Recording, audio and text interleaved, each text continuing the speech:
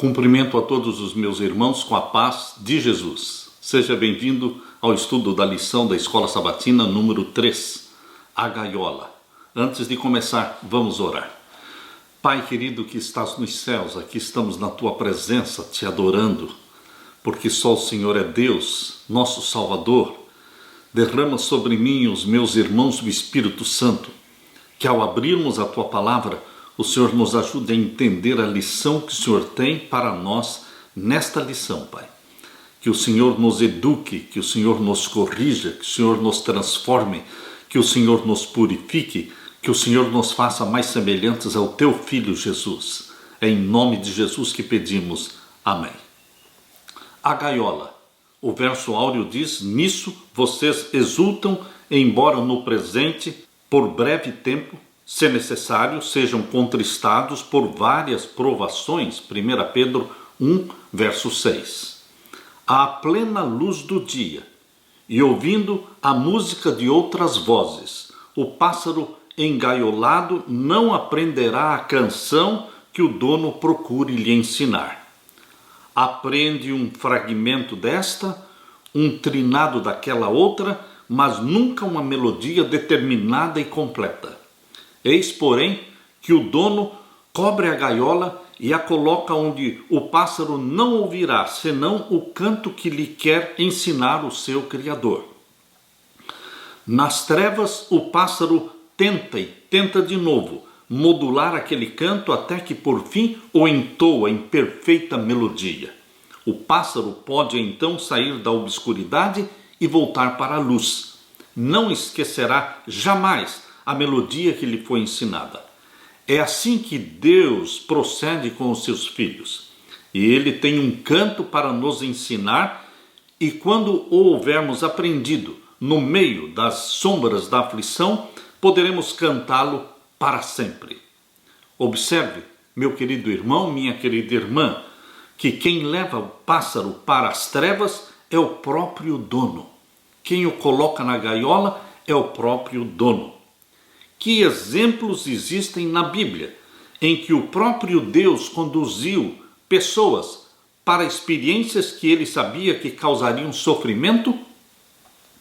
Que cânticos novos Deus quer nos fazer cantar, aprender. Intencionalmente, Deus nos conduz muitas vezes pelo vale da sombra da morte. Mas Ele cuida de nós, Ele nos purifica, Ele nos santifica e Ele revela o seu poder através da sua vida. Você precisa, eu preciso, precisamos ser um reflexo de Jesus Cristo aqui na terra. O rosto de Jesus precisa ser estampado em você e muito mais, o caráter de Jesus precisa ser implantado em nós. E por isso mesmo, Deus o Pai conduz você, filho, e você, filha, da forma como conduziu o Filho unigênito Jesus quando aqui na terra esteve. Deixe que o Pai te conduza, te santifique, que o Pai seja exaltado na nossa vida. Aleluia! Na parte de domingo, indo à terra prometida por um beco sem saída. Lembre-se, Deus foi quem conduziu o povo de Israel pelo caminho do deserto. Ele poderia ter escolhido um caminho mais curto, porque existia esse caminho mais curto, mas Deus escolheu o caminho mais longo, levando-os para a travessia do Mar Vermelho, levando-os para o deserto. Queridos, Deus tinha seus propósitos. Abra sua Bíblia e vamos ler aqui em Êxodo capítulo 13. Êxodo capítulo 13, vamos ver então os versos 17 e 18. Êxodo capítulo 13 e os versos 17 e 18. Aqui nós lemos: E aconteceu que quando Faraó deixou ir o povo, Deus não os levou pelo caminho da terra dos filisteus, que estava mais perto. Você está entendendo o que a Bíblia está dizendo? Deus não os levou pelo caminho da terra dos filisteus, que estava mais perto. E aqui diz: porque Deus disse para que porventura o povo não se arrependa vendo a guerra e tornem ao Egito, Mas Deus fez rodear o povo pelo caminho do deserto, perto do Mar Vermelho. Intencionalmente, Deus não os levou pelo caminho mais perto. Deus nem sempre escolhe o caminho mais perto, Deus nem sempre escolhe o caminho mais fácil, mas Deus, em sua soberania, Deus que quer transformar você, a mim, Deus que quer refinar o nosso caráter, Deus nos conduz por caminhos que sabe que seremos totalmente dependentes dele. Deus quer que sejamos totalmente dependentes dele para comer, para beber, para vestir, para ter a proteção. A ovelha precisa estar totalmente aos cuidados do pastor. Queridos, a ovelha é o animal mais indefeso que existe na face da terra. Ela precisa do pastor para tudo. Assim sou eu. Assim é você. Nós somos ovelhinhas de Jesus. E nós precisamos depender do nosso pastor para tudo. E o pastor, que é Jesus, ele se agrada quando você e eu dependemos dele e confiamos nele. Agora nós queremos ler com vocês Êxodo capítulo 14 e o verso 10. Aqui nós lemos: E chegando Faraó, os filhos de Israel levantaram seus olhos, e eis que os egípcios vinham atrás deles, e temeram muito. Então os filhos de Israel clamaram ao Senhor. Queridos, você já foi vítima de uma armação, conduzido a uma armadilha ou a um beco sem saída? Em alguns casos, pode ser bom, como adentrar inesperadamente numa sala onde amigos o aguardam e todos gritam: surpresa, parabéns para você, feliz aniversário. Outras vezes, a surpresa pode ser um choque. Talvez você tenha sido vítima de bullying na época da sua escola ou no seu trabalho.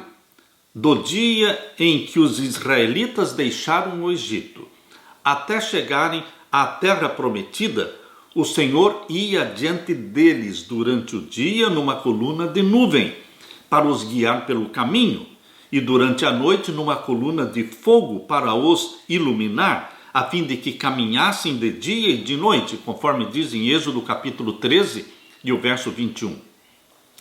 Cada parte da jornada foi conduzida por Deus, mas olhe para onde ele os levou primeiro: ao lugar em que o mar estava diante deles, a um beco sem saída. Atrás estava o exército egípcio, na frente estava o Mar Vermelho, havia montanhas dos lados de um e do outro lado, e o exército do faraó vinha logo atrás deles. Eles não tinham saída, unicamente Deus. Você já se viu numa situação assim? Que para trás, ou para frente, ou para os lados não existia nenhuma saída? Que a única saída seria olhar para cima e pedir socorro que viesse do céu, socorro do nosso Pai Celestial? Queridos, Deus colocou o povo de Israel num beco sem saída intencionalmente para prová-los, para purificá-los, para ensiná-los a confiar nele. Deus quer que aprendamos a confiar nele. E aqui em Êxodo capítulo 14, abra sua Bíblia e continuemos a leitura de Êxodo capítulo 14. Aqui diz Êxodo 14, verso 13. Moisés, porém, disse ao povo: não temais, estai quietos e vede o livramento do Senhor que hoje vos fará, porque os egípcios que hoje vistes nunca mais vereis para sempre. O Senhor pelejará por vós e vos calareis.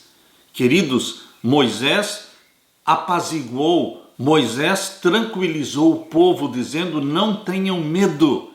Vocês estão vendo este exército egípcio, vocês nunca mais os verão, porque eles serão destruídos. Aqui diz: nunca mais vereis para sempre. O Senhor pelejará por vós. Moisés falou pela fé. Assim como o povo, Moisés também não estava ainda vendo o mar se abrindo.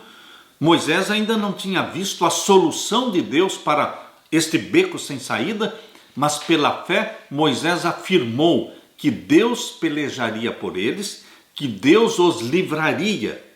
E então, queridos, aqui no capítulo 14, verso 15 diz: então disse o Senhor a Moisés: por que clamas a mim? Dize aos filhos de Israel que marchem.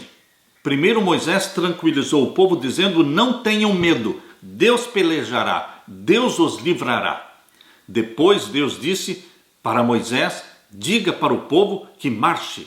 E o verso 16: e tu levanta a tua vara e estende a tua mão sobre o mar e fende-o, para que os filhos de Israel passem pelo meio do mar seco. Queridos, agora Deus revelou o plano para Moisés. Mas Moisés já tinha, pela fé, dado a certeza para o povo de que Deus os livraria. E aqui diz o verso 18: e os egípcios saberão que eu sou o Senhor quando for glorificado em Faraó, nos seus carros e nos seus cavaleiros. E o anjo de Deus que ia diante do exército de Israel se retirou e ia atrás deles. Também a coluna de nuvem se retirou de diante deles e se pôs atrás deles. E ia entre o campo dos egípcios e o campo de Israel. E a nuvem era a escuridade para aqueles, e para eles esclarecia a noite, de maneira que em toda a noite não chegou um ao outro.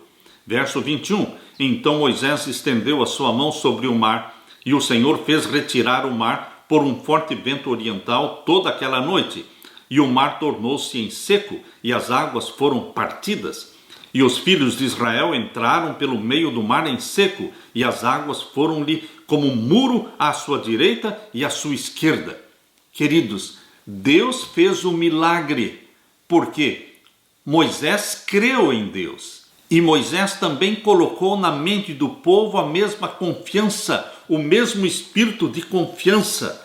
Nas dificuldades, a chave para saber se estamos seguindo a Deus não é necessariamente a ausência de provações.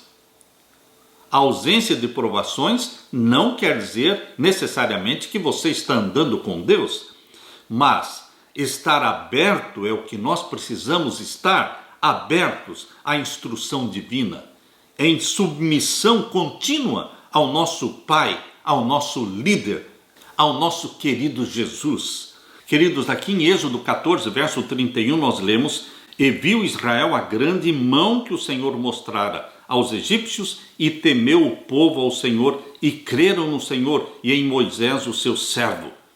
Aqui em Êxodo, capítulo 14, verso 27, nós lemos: então Moisés estendeu a sua mão sobre o mar, e o mar retomou a sua força ao amanhecer, e os egípcios fugiram ao seu encontro, e o Senhor derribou os egípcios no meio do mar, porque as águas, tornando, cobriram os carros e os cavaleiros de todo o exército de Faraó, que os haviam seguido no mar, nem ainda um deles ficou. Mas os filhos de Israel foram pelo meio do mar seco, e as águas foram-lhes como um muro à sua mão direita e à sua esquerda. Assim o Senhor salvou Israel naquele dia da mão dos egípcios, e Israel viu os egípcios mortos na praia do mar. Israel viu o milagre do mar se abrir, o milagre de passarem no mar seco, o milagre das águas cobrirem o exército egípcio, de destruir os inimigos de Deus, e eles viram pelo amanhecer do dia os egípcios mortos na praia do mar. Queridos, Deus, de uma forma poderosa, majestosa, mostrou que Ele é Deus. Lembre-se, este Deus de Israel, este Deus que fez os milagres em abrir o mar vermelho, Ele existe, Ele é o mesmo hoje, eternamente. Ele quer também fazer milagres na sua vida. Por isso, Deus permite que às vezes entremos num beco sem saída, para aprendermos a confiar nele, dependermos dele. E viu Israel a grande mão que o Senhor mostrara aos egípcios, e temeu o povo ao Senhor, e creram no Senhor e em Moisés, o seu servo. Eles viram os milagres, por isso eles creram. Mas, queridos, melhor do que esperar ver para depois crer. Jesus disse, melhor é primeiro crer para depois ver. Você precisa crer em Deus para ver os milagres de Deus. Jesus disse aqui em João, abra sua Bíblia, em João capítulo 20 e o verso 29. O Evangelho de João, capítulo 20 e o verso 29. Aqui nós lemos. Verso 28. Tomé respondeu e disse-lhe, Senhor meu e Deus meu. Tomé era incrédulo. Ele não estava crendo que Jesus Cristo tinha de fato ressuscitado. Ele não estava com os discípulos na primeira aparição de Jesus. Então ele descreu. Mas agora Jesus apareceu novamente e Tomé respondeu, Senhor meu e Deus meu. Agora o verso 29. Disse-lhe Jesus, porque me viste, Tomé, creste. Bem-aventurados os que não viram e creram. Bem-aventurados os que não viram e creram. Queridos, existem aqueles que esperam ver para depois crer. Este foi o caso do povo de Israel, porque eles viram os milagres, eles creram. Mas Moisés creu em Deus antes de ver os milagres. E Jesus Cristo, aqui em João capítulo 20 e o verso 29 diz, bem-aventurados os que não viram e creram. O que significa crer para ver? Você crê no perdão dos seus pecados antes de sentir o perdão. Você crê na cura das suas doenças antes de se sentir curado. Mesmo que não estejamos vendo uma solução, mesmo que não estejamos vendo uma resposta para as nossas orações ou para as nossas angústias, deveremos continuar crendo, porque bem-aventurado é aquele que crê para poder ver os milagres. Não fique esperando ver para depois crer. Queridos, desenvolvamos a fé neste Deus Todo-Poderoso que se manifestou no passado e que se manifesta hoje como um Deus que estende a mão, que protege, que alimenta, que cuida de você como um Pai amoroso. Este é o nosso Deus, o Santo de Israel. Aleluia. Na parte de segunda-feira, águas amargas. Êxodo capítulo 15. Êxodo capítulo 15, vamos ver agora os versos 20 a 22. Êxodo capítulo 15 e os versos 20 a 22. Aqui nós lemos. Então Miriam, a profetisa, a irmã de Arão, tomou o tamboril na sua mão. Aqui está falando da experiência que ocorreu depois da travessia do Mar Vermelho. Depois daquele grande e majestoso milagre. O povo estava triunfante, alegre. E aqui diz que Miriam, a profetisa, a irmã de Arão, tomou o tamboril na sua mão e todas as mulheres saíram atrás dela com tamboris e com danças. E Miriam lhes respondia, cantai ao Senhor, porque sumamente se exaltou e lançou no mar o cavalo com o seu cavaleiro. Depois fez Moisés partir os israelitas do Mar Vermelho e saíram ao deserto de Sur e andaram 3 dias no deserto e não acharam águas. Logo após o grande milagre da travessia do Mar Vermelho, Deus conduziu o seu povo por um lugar que, numa jornada de 3 dias, eles não acharam águas. Vocês acham que Deus errou o caminho? Aquele Deus que fez o milagre de abrir o Mar Vermelho e conduzir o seu povo pelo Mar Seco, vocês acham que esse Deus errou o caminho ao conduzir o seu povo por um lugar onde eles andaram 3 dias no deserto e não acharam águas? Deus não errou o caminho. Deus os conduziu por um caminho onde não havia águas. E eles clamaram. Queridos, Deus quer que você continue confiando nele. Ele fez um milagre na sua vida, ele quer continuar fazendo milagres na sua vida. Ele quer fortalecer a sua fé mesmo antes de ver o milagre acontecer. E agora, Êxodo capítulo 15 e o verso 23. Então chegaram a Mara, mas não puderam beber as águas de Mara, porque eram amargas. Por isso chamou-se o seu nome Mara. E o povo murmurou contra Moisés, dizendo: que havemos de beber? Queridos, Deus conduziu o seu povo por um caminho onde, primeiramente, não existia nenhuma água. Mas quando encontraram a fonte de água, aqui diz que eram águas amargas. Queridos, qual é a intenção de Deus de conduzir o seu povo para uma fonte de águas amargas? E aqui diz o verso 25: e ele clamou ao Senhor, e o Senhor mostrou-lhe um lenho que lançou nas águas, e as águas se tornaram doces.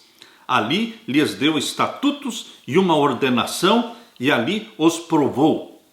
E disse: se ouvires atento a voz do Senhor teu Deus, e obrares o que é reto diante dos seus olhos, e inclinares os teus ouvidos aos seus mandamentos, e guardares todos os seus estatutos, nenhuma das enfermidades porei sobre ti que pus sobre o Egito, porque eu sou o Senhor que te sara.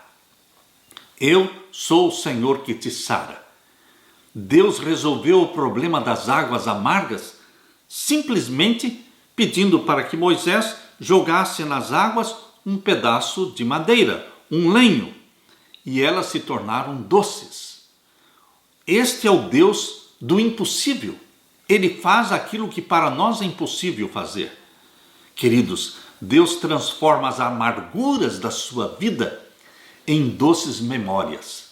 Porque aquelas amarguras da nossa vida nos lembram de quão amoroso é o nosso Deus, quão poderoso é Ele de transformar águas amargas em águas doces. Deixe Deus ser Deus na sua vida. Talvez, queridos, nós não recebamos de Deus tudo o que queremos, mas acaso não podemos esperar obter dele o que precisamos para suprir as nossas necessidades básicas? Agora vamos ler Êxodo capítulo 17. Êxodo capítulo 17, verso 1 até o verso 7.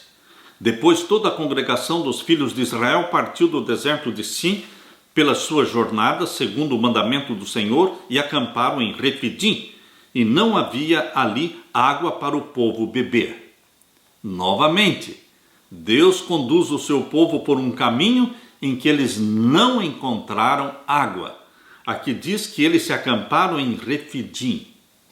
E o verso 2: então contendeu o povo com Moisés e disseram: dá-nos água para beber. E Moisés lhes disse: por que contendeis comigo? Por que tentais ao Senhor? Tendo, pois, ali o povo sede de água, o povo murmurou contra Moisés e disse: por que nos fizeste subir do Egito para nos matares de sede, a nós e aos nossos filhos e ao nosso gado? O povo era murmurador, eles reclamavam, eles não confiavam. Queridos, depois de tantos milagres já operados, milagres já vistos, eles ainda não confiavam em Deus, não confiavam neste Pai amoroso. E aqui diz o verso 4, Êxodo 17, verso 4: e clamou Moisés ao Senhor, dizendo: que farei a este povo? Daqui a pouco me apedrejarão. Então disse o Senhor a Moisés: passa diante do povo, toma contigo alguns dos anciãos de Israel, e toma na tua mão a tua vara, com que feriste o rio, e vai. Eis que eu estarei ali diante de ti sobre a rocha, em Horebe, e tu ferirás a rocha, e dela sairão águas, e o povo beberá. E Moisés assim o fez, diante dos olhos dos anciãos de Israel, e chamou o nome daquele lugar Massá e Meribá, por causa da contenda dos filhos de Israel, e porque tentaram ao Senhor, dizendo: está o Senhor no meio de nós ou não? Queridos, desta vez a água foi provida através de uma rocha. Deus pediu para que Moisés tocasse com a sua vara na rocha, e dali jorrou água para o povo beber. O Deus que transformou as águas amargas em doce, este Deus agora fez água sair da rocha. Queridos, esse é o nosso Deus. Ele quer que aprendamos a confiar nele, dependamos dele para beber a nossa água, para comer o nosso pão, para ter a nossa roupa, para ter a proteção. Queridos, em tudo Deus quer que dependamos dele. Confie no Senhor e deixe que Deus seja Deus na sua vida, que Ele faça os milagres e que aprendamos a crer antes de ver. Na parte de terça-feira, o grande conflito no deserto. Queridos, Jesus Cristo nasceu gerado pelo Espírito Santo do ventre de Maria. Mas Jesus Cristo só foi batizado pelo Espírito Santo quando ele saiu das águas do Rio Jordão.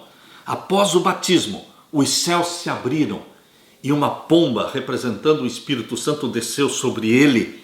E uma voz do céu foi ouvida dizendo: "Este é o meu filho, em quem me comprazo."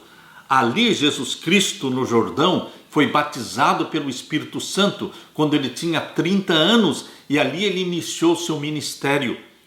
O grande conflito no deserto, aqueles 40 dias no deserto, queridos, o Espírito Santo o conduziu para o deserto. Após o batismo do Espírito Santo, o Espírito Santo se apossou de Jesus Cristo completamente. Jesus Cristo, que tinha nascido do Espírito, já do ventre materno, sendo conduzido pelo Espírito Santo durante todo este período da sua vida até os 30 anos de idade. Quando ele foi batizado nas águas, então o Espírito Santo desceu sobre ele e aí ele foi batizado pelo Espírito Santo. Queridos, nós vemos na vida de Jesus o processo, como opera o Espírito Santo. Primeiramente, nós nascemos do Espírito e somos conduzidos pelo Espírito. Mas Deus tem algo mais para a sua vida. Deus tem prometido para você também o batismo do Espírito Santo. Quando o Espírito Santo toma posse da sua mente, você se torna uma possessão do Espírito Santo. E agora o Espírito Santo lidera a sua vida. Aqui diz em Lucas capítulo 4, verso 1 e 2, abra a sua Bíblia. Em Lucas capítulo 4 e os versos 1 e 2, falando de Jesus Cristo após o seu batismo, nós lemos: "E Jesus, cheio do Espírito Santo, voltou do Jordão e foi levado pelo Espírito ao deserto." Após o batismo de Jesus, então, ele foi conduzido pelo Espírito Santo ao deserto para ser tentado pelo diabo. E ali, queridos, 40 dias foi tentado pelo diabo. Verso 2, Lucas 4, 2. "E 40 dias foi tentado pelo diabo, e naqueles dias não comeu coisa alguma, e terminados eles, teve fome. E disse-lhe o diabo: Se tu és o Filho de Deus, dize a esta pedra que se transforme em pão. E Jesus lhe respondeu, dizendo: Escrito está, que nem só de pão viverá o homem, mas de toda palavra de Deus. E o diabo, levando-o a um alto monte, mostrou-lhe num momento de tempo todos os reinos do mundo. E disse-lhe o diabo: Dar-te-ei a ti todo este poder e a sua glória, porque a mim me foi entregue, e dou a quem quero. Você está percebendo como o diabo sabia que a soberania do planeta Terra tinha sido dada a ele quando Adão pecou?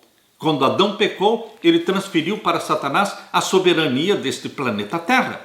O representante da família humana era Adão, mas quando ele pecou, ele transferiu para Satanás este direito de representar a família humana.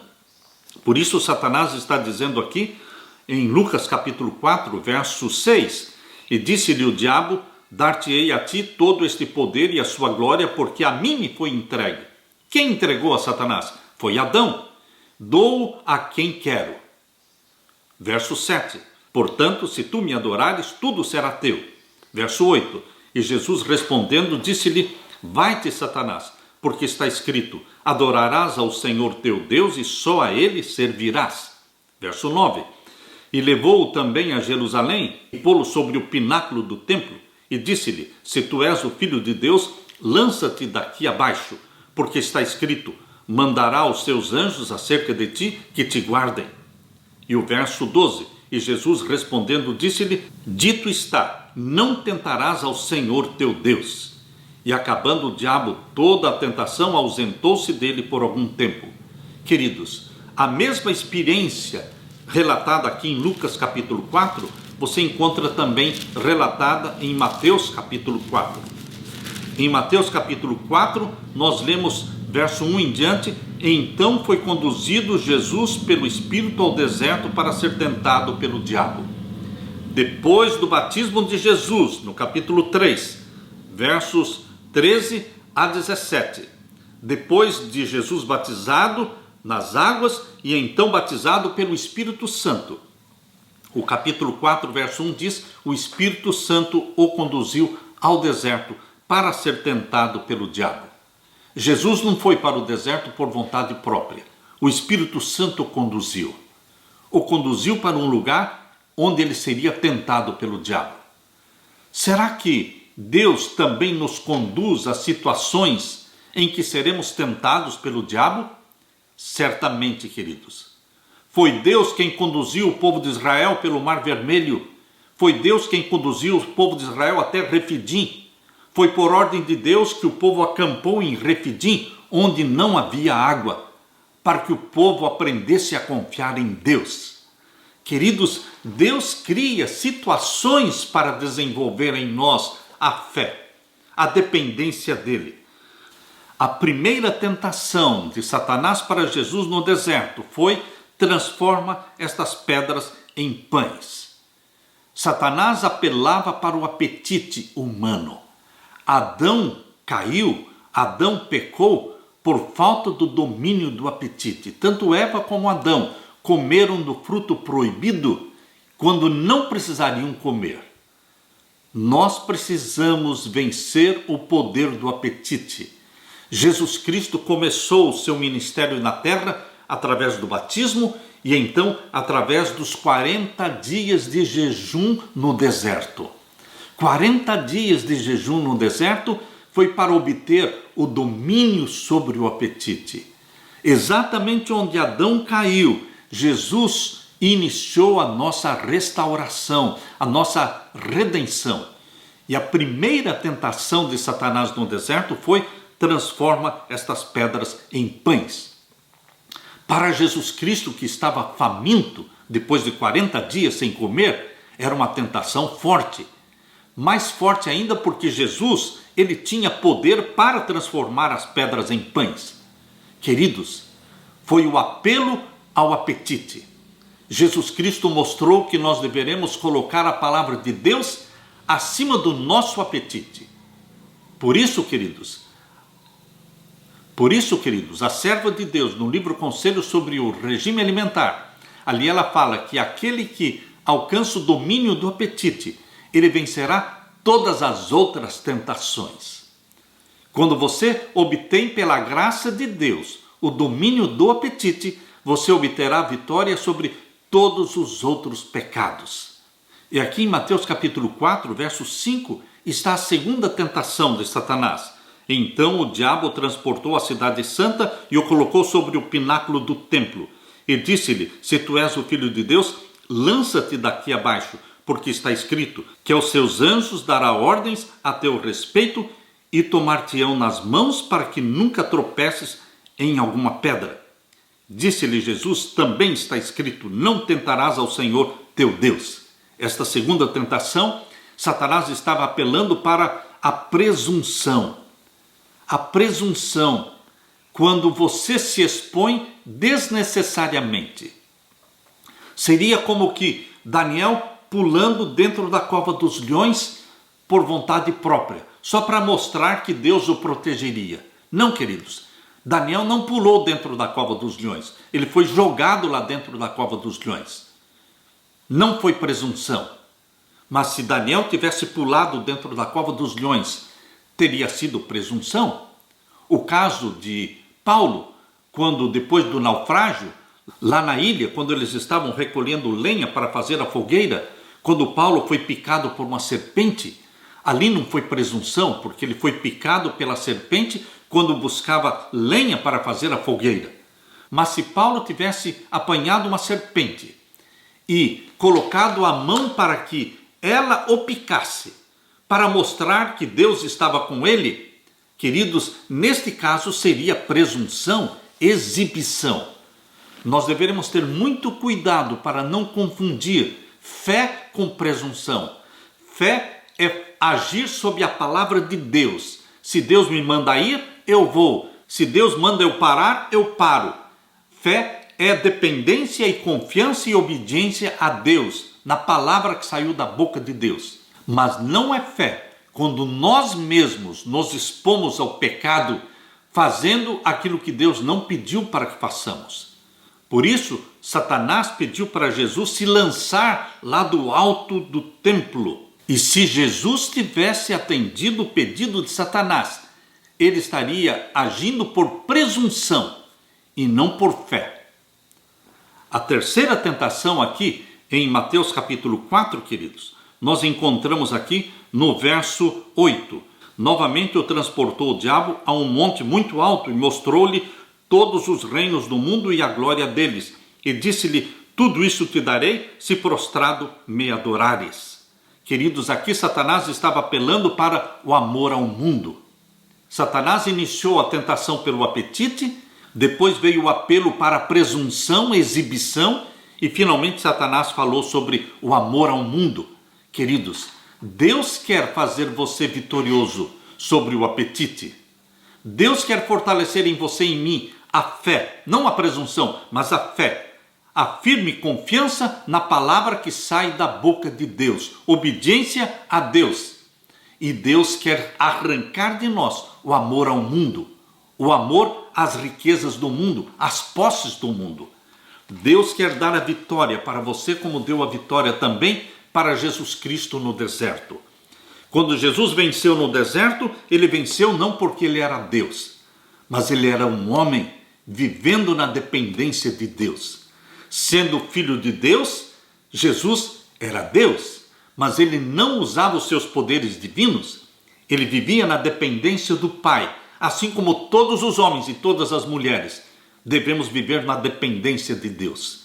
Assim como Jesus venceu o apetite, venceu a presunção, venceu o amor ao mundo e às coisas do mundo, você e eu também podemos ser vitoriosos, porque Deus nos dá esta mente vitoriosa de Jesus Cristo. E você pode dizer, tudo posso em Cristo que me fortalece. Aleluia! Na parte de quarta-feira, um legado duradouro. Abra sua Bíblia agora na primeira carta de Pedro, capítulo 1, e os versos 6 e 7. Primeira carta de Pedro, capítulo 1, e os versos 6 e 7. Aqui nós lemos, em que vós grandemente vos alegrais, ainda que agora importa, sendo necessário, que estejais por um pouco contristados com várias tentações, para que a prova da vossa fé, muito mais preciosa do que o ouro que perece e é provado pelo fogo, se ache em louvor e honra e glória na revelação de Jesus Cristo. O que Pedro está dizendo aqui é que nós vamos passar por momentos de provações. Verso 6, em que vós grandemente vos alegreis, ainda que agora importa, sendo necessário que estejais por um pouco contristados por várias tentações. Quando nós estamos passando por tentações, não estamos alegres. Quando estamos sendo provados, estamos sendo contristados, mas é por um pouco de tempo. Aleluia! Pedro estava escrevendo para pessoas que enfrentavam dificuldades e muitas vezes se sentiam sozinhas. Ele escreveu aos estrangeiros dispersos no Ponto, Galácia, Capadócia, Ásia e Bitínia. Ele estava escrevendo para o povo de Deus espalhado por toda esta região, conforme diz em 1 Pedro capítulo 1 e o verso 1. Queridos, essa é a região que conhecemos atualmente como Turquia Ocidental. O povo de Deus se espalhou por todas as terras. Ser cristão, naquela época, era algo novo. Havia poucos crentes espalhados por vários lugares em que eram a minoria e muitas vezes eram mal interpretados, na melhor das hipóteses, e na pior, eles eram perseguidos. Vamos ler agora 1 Pedro, capítulo 1 e o verso 8 e 9. Ao qual, não o havendo visto, amais, no qual, não o vendo agora, mas crendo, vos alegrais com gozo inefável e glorioso. Verso 9. alcançando o fim da vossa fé, a salvação das almas. Por que Deus permite a provação na sua vida e na minha vida? Para alcançarmos a salvação, para desenvolvermos a fé. Aqui diz, queridos, no verso 7, para que a prova da vossa fé, existe a prova da nossa fé, a prova da minha fé, não tem como escapar disso. Deus permitirá que a nossa fé seja provada. Verso 7, estou lendo, 1 Pedro 1,7, para que a prova da vossa fé, muito mais preciosa do que o ouro que perece e é provado pelo fogo. Em outras palavras, assim como o ouro é provado no fogo, a nossa fé também será provada no fogo. Para quê? Se achem louvor e honra e glória na revelação de Jesus Cristo. Deus quer que cresçamos no louvor, na honra, na glória, até que Jesus Cristo volte. Até que haja a revelação de Jesus Cristo em glória e majestade. Jesus Cristo, diz o verso 8, ao qual, não o havendo visto, nós não vimos pessoalmente a Jesus, mas nós o amamos. A qual, não o havendo visto, amais. Não o vimos, mas nós o amamos. No qual, não o vendo agora, mas crendo. Não estamos vendo Jesus pessoalmente agora, mas cremos nele. E porque cremos, um dia nós o veremos. Aleluia! Bem-aventurado aquele que não viu, mas creu. Não o vendo agora, mas crendo. Vos alegrais com gozo inefável e glorioso. Pela fé nós estamos vendo o invisível. Pela fé nós amamos e vemos aquele que morreu por nós na cruz. Aquele que ressuscitou e que subiu ao céu e que vai voltar. A prova da nossa fé, diz o verso 9, alcançando o fim da vossa fé. Qual é a finalidade? Qual é o alvo final de Deus em toda esta experiência de provações? É fortalecimento e amadurecimento da nossa fé. E o finalzinho do verso 9 diz a salvação das almas. Deus quer a nossa salvação a qualquer custo. E queridos, esse é o objetivo final das provações, a nossa salvação. Quaisquer que tenham sido as provações e os sofrimentos dos filhos de Deus, como compará-los à eternidade que os espera quando Cristo voltar? As palavras de Pedro para eles são as palavras de Deus para nós. Independentemente do que estejamos enfrentando hoje, por mais difíceis ou dolorosas que sejam nossas provações, nunca devemos perder de vista o fim último, a vida eterna, em um novo céu, em uma nova terra, sem dor, sem sofrimento e nem morte. Com essa promessa diante de nós, que nos foi garantida mediante a morte de Jesus, é importante que não percamos a fé. Em vez disso, em meio às provações, peçamos que o Senhor nos livre de tudo que prejudique a nossa fé. Deus quer fortalecer a sua fé. Deus quer amadurecer a nossa fé. Deus quer nos conduzir à salvação, à glorificação na volta de Jesus Cristo. Queridos, provados como o ouro é provado no fogo, mas o ouro do caráter de Jesus Cristo será revelado em você. O ouro do caráter de Jesus Cristo. Deus implanta a mente de Jesus em você. Deus nos conduz para o Refidim, a experiência do Refidim, onde não havia água, e o povo teve que aprender a depender de Deus para beber da água que saiu da rocha. Deus quer que aprendamos a confiar nele.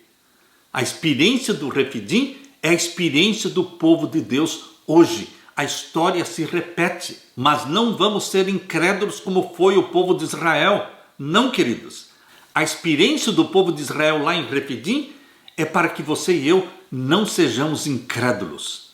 Vamos confiar nesse Pai amoroso, não vendo, mas crendo. Não vendo, mas amando, porque Ele está todo o tempo ao nosso redor, cuidando de nós. Aquela nuvem que conduzia o povo de Israel durante o dia, era Deus que estava ali. aquela coluna de fogo à noite, era Deus que estava ali. Eles não estavam vendo Deus, mas Deus estava oculto na nuvem, Deus estava oculto na coluna de fogo. Deus está em volta de você, meu querido irmão, todo o tempo cuidando de você, porque Ele é um Pai amoroso. E você é filho, você é filha de Deus, gerados pelo Espírito Santo. Vocês são a menina dos olhos de Deus. Creia nisso. Aleluia. Na parte de quinta-feira, provação pelo fogo. Será que não existe alguma forma de sermos provados sem passar pelo fogo? Queridos, a provação é a escola das aflições pela qual todos os filhos e filhas de Deus devem passar.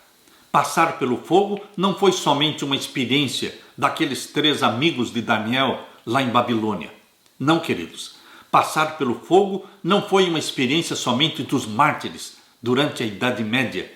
Todos nós teremos que passar pela experiência da fornalha das aflições. Deus permite para nos purificar. Na terceira década do século XVIII, George Frederick Handel, que viveu entre 1685 a 1759, Handel era um compositor talentoso, tendo escrito vários gêneros musicais. Como Handel escreveu principalmente músicas não religiosas, muitos na Igreja da Inglaterra o viam como um compositor secular, o que gerou tensões entre ele e a Igreja. No entanto, Handel sempre teve sede de Deus. Em abril de 1737, ele sofreu um derrame ou alguma doença psicológica. Embora tenha se recuperado, ele logo caiu em uma crise financeira, uma crise relacional e espiritual. Em conflito com a igreja e com muitos outros da corte e com outros músicos, Handel pensou que fosse desmoronar. Em 8 de abril de 1741, Handel deu o que julgou o seu último concerto quando ele tinha apenas 56 anos de idade. Então ele se aposentou da vida pública. Porém, Handel estava procurando uma nova música e logo a encontrou. Um amigo chamado Charles Jennings compartilhou com ele um livreto em que focalizava a vida de Cristo, contendo 3 partes. A primeira parte era profecia sobre a vinda do Messias, e a segunda parte, a primeira vinda do Messias e suas paixões, e a terceira parte, glória futura da segunda vinda de Jesus Cristo. Queridos, logo depois que ele recebeu deste amigo este livreto, contendo a vida de Jesus Cristo em 3 fases, um convite de Dublin, lá na Irlanda, veio até Handel. Este convite era para que Handel compusesse algo para um concerto beneficente, para ajudar muitas pessoas necessitadas. Handel estava tão absorto na redação do seu novo trabalho, da sua nova composição, o Messias, que ele escreveu as 3 partes, com cerca de 260 páginas, em somente 24 dias. Durante estes 24 dias, Handel não saiu do seu apartamento e mal tocava na comida que preparavam para ele. Às vezes, durante a composição, Handel chorava com os textos bíblicos que incluía ou com a glória que via em Jesus. Quando a nova música O Messias foi apresentada no concerto beneficente em Dublin, arrecadou 400 libras, o que resultou na libertação de 142 homens presos por dívidas. Mas também libertou Handel do crisol espiritual e tem abençoado milhares de pessoas em todo o mundo desde então. Handel morreu na manhã de sexta-feira, de 14 de abril de 1759, apenas 8 dias depois de ter regido sua obra-prima, O Messias, pela última vez. Foi sepultado na abadia de Westminster. O monumento na abadia, em sua homenagem, representa-o segurando o manuscrito do oratório O Messias, parte 3, no lugar em que se lê: Eu sei que meu Redentor vive. Queridos, ele durante 24 dias ficou preso dentro de um apartamento, num crisol. Mas ali ele viu a glória de Jesus Cristo. Ali ele se apaixonou por Jesus Cristo. Por isso, queridos, no túmulo de Handel, aparece a imagem dele segurando esta parte do oratório do Messias, onde está escrito: eu sei que o meu Redentor vive. Queridos, nós precisamos também desenvolver esta mesma paixão por Jesus Cristo. Nosso Redentor vive. Não fosse a profunda crise porque passou Handel, o mundo jamais teria desfrutado do maior oratório já conhecido, o Messias. Foi a humildade de Handel diante de Deus, foi sua busca pela salvação em meio à angústia e seu espírito implacável para avançar na adversidade, que o ajudaram a se levantar novamente e cantar uma nova canção. Deus, assim como faz o Criador de pássaros, está nos colocando muitas vezes dentro de uma gaiola escura, para aprendermos a cantar o cântico de Moisés e do Cordeiro, o cântico da vitória sobre o pecado. Deus quer que você e eu aprendamos a confiar nele. Deus quer colocar nos seus lábios o cântico da vitória. Abra sua Bíblia em Apocalipse capítulo 15. Aqui em Apocalipse capítulo 15, verso 2, nós lemos: e vi como um mar de vidro misturado com fogo, e também os que saíram vitoriosos da besta e da sua imagem e do seu sinal e do número do seu nome, que estavam junto ao mar de vidro e tinham as harpas de Deus e cantavam o cântico de Moisés, servo de Deus, e o cântico do Cordeiro, dizendo: grandes e maravilhosas são as tuas obras, Senhor Deus Todo-Poderoso, justos e verdadeiros são os teus caminhos, ó Rei dos santos. Quem não temerá, ó Senhor, e não magnificará o teu nome, porque só tu és santo. Por isso todas as nações virão e se prostrarão diante de ti, porque os teus juízos são manifestos. Queridos, Deus quer ensinar para você e para mim o cântico de Moisés e do Cordeiro. É o cântico da vitória sobre o pecado. E para que aprendamos este cântico, nós temos que passar pela fornalha. Nós temos que passar pelas provações. O caminho pelo qual Deus nos conduz não é sempre de verdes pastos e de águas tranquilas. Não, queridos. Conquanto seja árduo o caminho, nesta meditação matinal, Cristo triunfante, na página 112, nós lemos: conquanto seja árduo o caminho, devemos exercer fé implícita no poder do Senhor para nos guiar. A experiência dos filhos de Israel ao jornadearem pelo deserto é uma lição para nós neste aspecto. Tendo partido toda a congregação dos filhos de Israel do deserto de Sim, segundo o mandamento do Senhor, acamparam-se em Refidim, e não havia ali água para o povo beber.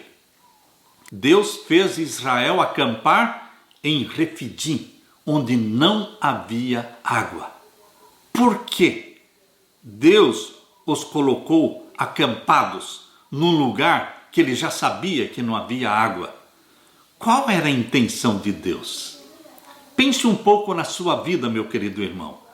Por que Deus muitas vezes coloca você ou a mim em situações difíceis, em becos sem saída? Aliás, existe uma saída. A saída é para cima.